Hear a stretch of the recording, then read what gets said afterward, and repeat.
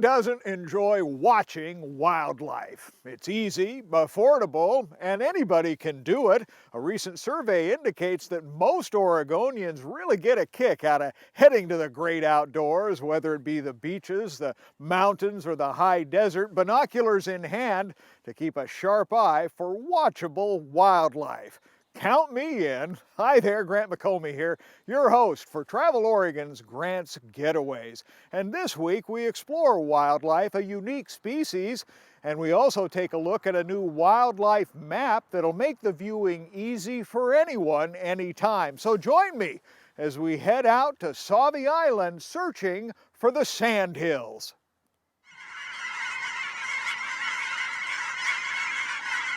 Each fall, a feathery invasion drops into Oregon's fields and wetlands when 250,000 Canada geese arrive on fixed wings with a rowdy chorus. But on the Sauvie Island Wildlife Area, look closely and listen carefully. Another bird species stands head and shoulders above the crowd. This is it. As far as opportunities to view sandhill cranes in the Willamette Valley, this is the spot. Popular spots to look are your agricultural fields. They definitely have a tendency to be found in the ag fields. You can find them around wetlands, but typically they're in the more open, lower vegetation, and so they're quite visible. Sandhill cranes are hard to miss. Not just their 3-foot height and 6-foot wingspans, but the striking colors across the face. Adults have this bright red crown, kind of like a chicken's comb, but it's a bright red forehead. The chicks look a lot paler in the face. The adults kind of have a white cheek. And there's more, says Gary Ivey, Oregon sandhill crane expert. Sandhill sounds are unlike anything you've ever heard.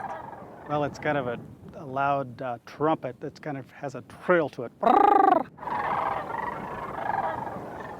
They fly to Sauvie Island from as far away as southeast Alaska and British Columbia, and they spend the winter lounging across the refuge grounds. And the peak of their arrival is this week, when up to 4,000 birds show up on Sauvie Island, and about a quarter of those will stay here all winter long. And be sure to bring optics, binoculars, or a spotting scope. They make a big difference enjoying the view. Oh yeah, the panels are really nice. The view to Oregon wildlife has recently improved, according to Rick Hargrave, spokesperson for the Oregon Department of Fish and Wildlife.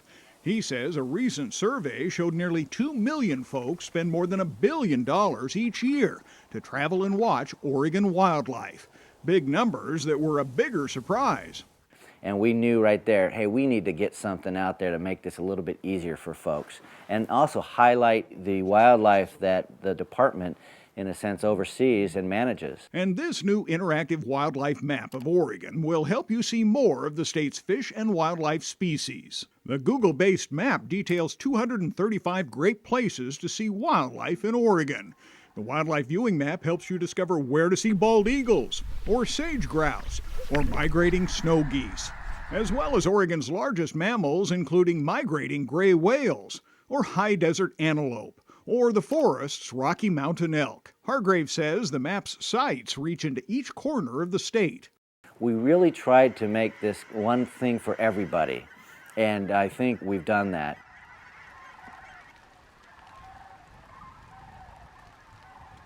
The new wildlife viewing map is easy to navigate and available anytime on the Oregon Department of Fish and Wildlife website.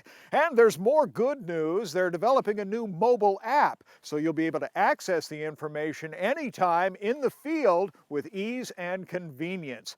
Now, the Sandhill Crane Show continues through the winter months on Sauvie Island until the big birds head north again next April.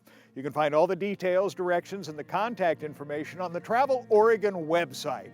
So until next week, get out here and explore the great Oregon outdoors, perhaps with binoculars in hand. Until next week, I'm Grant McComey.